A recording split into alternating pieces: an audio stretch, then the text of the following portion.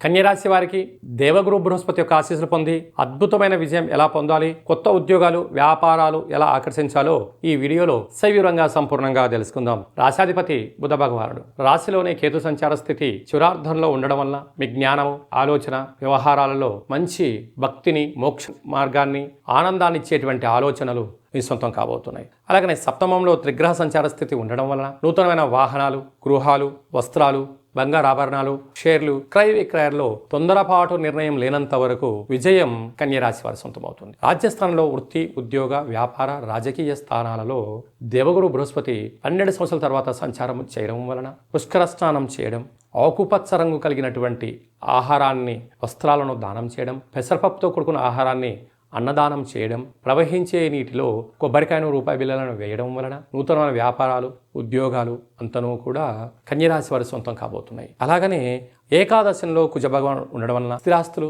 చరాస్తులు, వ్యాపార అభివృద్ధి, మీ యొక్క ఆలోచనలో అన్నింటా విజయం. మార్కెటింగ్ రంగంలో ఉండడం వారు, వ్యవసాయ సోదరిమణులు, గృహ భవన నిర్మాణ కార్యక్రమాలు చేసే వారందరికీ కూడా ఇది చాలా శుభ సమయం అని చెప్పి కూడా గమనించాలి.